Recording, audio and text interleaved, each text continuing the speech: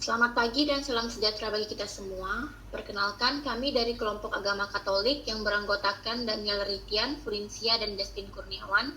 Pada saat ini akan mempresentasikan hasil kerja kelompok kami. Bagian pertama akan disampaikan oleh Daniel Ritian. Sejarah pendiri dan perkembangan Katolik di Indonesia. 1. Sejarah hidup pendiri. Menurut tradisi suci Kristen Katolik, pendiri gereja Katolik adalah Yesus Kristus sendiri. Kitab suci Perjanjian Baru meriwayatkan kiprah dan ajaran Yesus, bagaimana ia memiliki kedua belas rasulnya maupun amanatnya kepada mereka untuk melanjutkan karyanya. Yesus juga disebut sebagai Yesus dari Nazaret atau Yesus Kristus, adalah tokoh sentral kekristenan. 2. Sejarah masuk dan perkembangannya di Indonesia.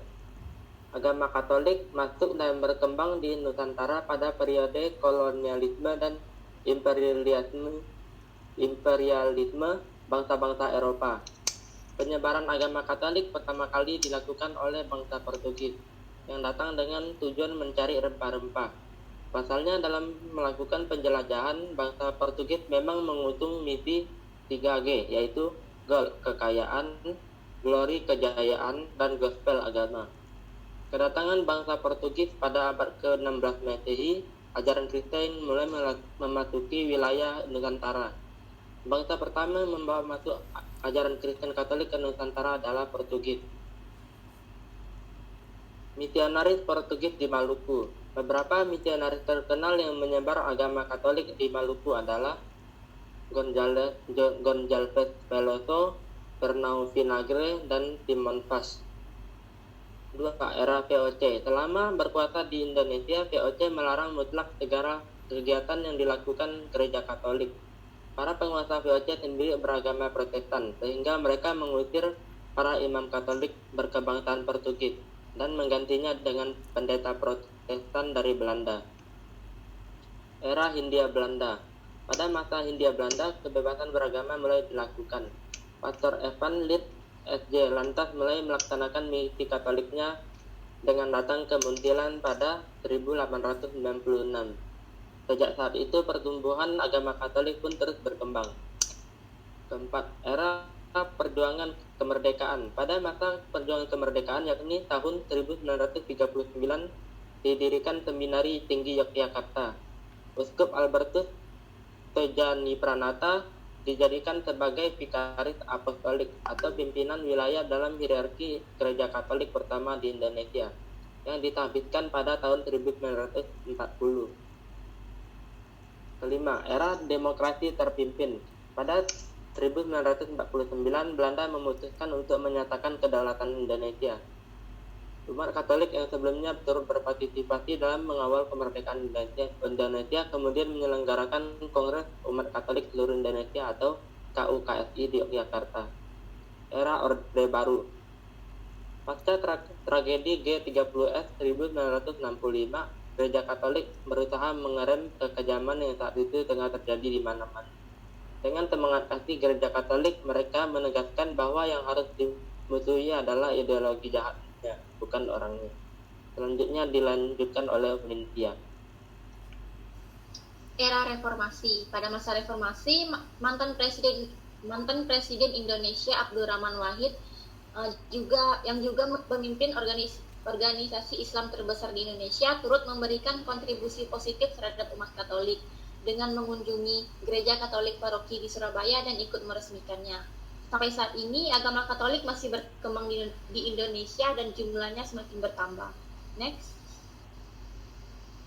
B. Konsep-konsep dan inti ajaran agama Katolik. Yang pertama, inti ajaran agama Katolik. Dalam agama Katolik, inti ajarannya adalah cinta kasih kepada Tuhan dan sesama. Selain sebagai ajaran cinta kasih merupakan hukum bagi umat Katolik, di mana setiap hukum mengundang setiap yang terkait untuk menjadi pelaksana hukum. Hukum ini yang kemudian digunakan para umat Katolik untuk hidup bermasyarakat. Next.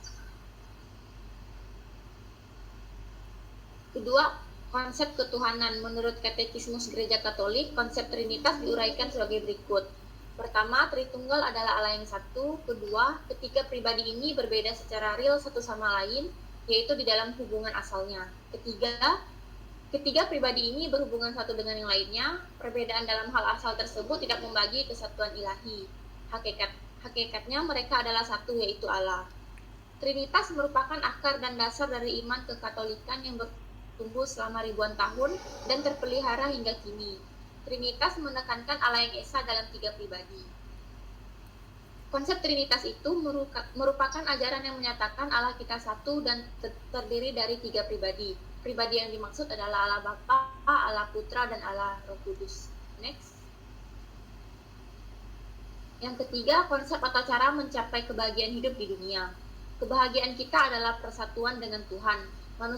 Manusia diciptakan menurut gambar dan rupa Allah. Ini membawa suatu akibat yang sangat luar biasa. Manusia sebagai gambaran Allah atau imago Dei ini menjadi mampu untuk menerima rahmat Allah yang terbesar, yaitu Allah sendiri atau capak Dei. Maka walaupun gambaran Allah dalam diri kita dirusak oleh dosa, tidak berarti bahwa kita sama sekali tidak berharga. Malah sebaliknya, Allah mengangkat kita dengan mengutus Kristus putranya ke dunia. Untuk kebahagiaan inilah Allah menciptakan kita, yaitu agar kita menerima dirinya dan agar kita memberikan diri kita seutuhnya kepadanya, sehingga tidak ada lagi jarak antara kita dengan Dia. Next. Yang keempat, konsep hidup setelah mati. Ada kehidupan setelah kematian menurut Katolik, yang dikenal dengan nama hari penghakiman dengan sistem pengadilan khusus dan pengadilan umum. Tujuan dari pengadilan khusus ini untuk membagi orang ke surga, neraka, atau api penyucian. Dalam pengadilan umum, bukan karakter Allah yang Maha Pengampun yang ditonjolkan, tetapi karakter Allah yang adil dan kudus. Ia biji terhadap dosa, artinya hanya ada 2 tempat kehidupan setelah kematian menurut Katolik. Setelah pengadilan umum, yaitu surga dan neraka. Pertama, surga. Yesus mengatakan bahwa orang yang masuk ke dalam kerajaan surga adalah orang yang memiliki kasih kepada sesama. Yang kedua, neraka. Dengan jelas dikatakan bahwa di dalam neraka merupakan kengerian bagi segala yang hidup. Tidak ada satupun sumber sukacita yang akan dirasakan di sana. Yang terakhir, api penyucian. Hal tentang api penyucian dijelaskan dalam Katekismus Gereja Katolik. Isi dari katekismus tersebut adalah api penyucian merupakan tempat bagi sahabat Tuhan yang telah meninggal, tetapi ia belum suci sepenuhnya, sehingga masih perlu untuk disucikan karena surga hanya tempat untuk orang yang sudah sepenuhnya kudus. Selanjutnya akan dilanjutkan oleh Justin. C. Struktur kepemimpinan. Sesuai hukum Gereja Katolik, tingkatan hierarki terdiri atas uskup, imam, dan diakon. Namun menurut tata susunan yudistirisnya, hierarki terdiri atas paus dan para uskup yang disebut kolegialitas. Kekhasan hierarki ini dapat dilihat dalam hubungan mereka secara khusus dengan Kristus sebagai gembala umat. Maka corak kepemimpinan para hierarki itu didasarkan pada spiritualitas pelayanan Kristus, yaitu melayani bukan dilayani. D. Hari-hari besar dan tempat ibadah agama Katolik. 1. Hari-hari besar keagamaan.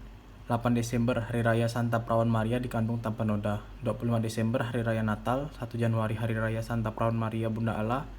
19 Maret Hari Raya Santo Yusuf Suami Santa Perawan Maria. Hari Kamis dalam Pekan Paskah ke-6 Hari Raya Kenaikan Tuhan. 29 Juni Hari Raya Santo Petrus dan Paulus Rasul. 15 Agustus Hari Raya Santa Perawan Maria diangkat ke surga. 1 November Hari Raya Semua Orang Kudus. Tempat ibadah Gereja Katolik adalah gereja. Aliran-aliran atau sekte-sekte dalam agama Katolik. Tidak ada sekte-sekte dalam agama Katolik, dengan catatan agama Katolik yang dimaksud adalah Gereja Katolik Roma yang dipimpin oleh Paus yang berkedudukan di Vatikan. Karena ada aliran-aliran itu terkadang menggunakan kata Katolik juga seperti Gereja Katolik Ortodoks atau Gereja Katolik Inggris.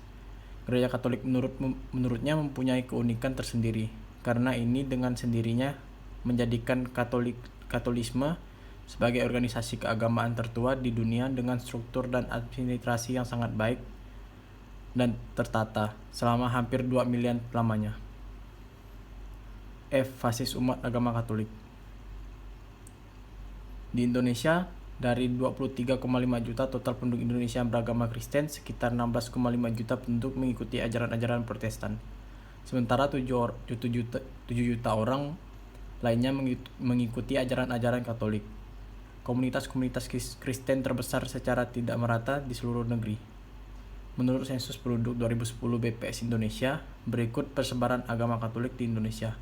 Di Aceh 0,07%, Sumatera Utara 3,97%, Sumatera Barat 0,83%, serta yang paling tinggi ada di NTT dengan 54,14%. Di dunia, Argentina 40,8%, Brazil 172,2%, Amerika Serikat 72,3%, Meksiko 110,9%, Republik Demokratika Kongo 43,2%, Prancis 48,3%, Italia 58%, Filipina 83,6%, Spanyol 43,3%, dan Kolombia 45,3%. Sekian dari hasil presentasi kelompok kami. Atas perhatiannya kami ucapkan terima kasih.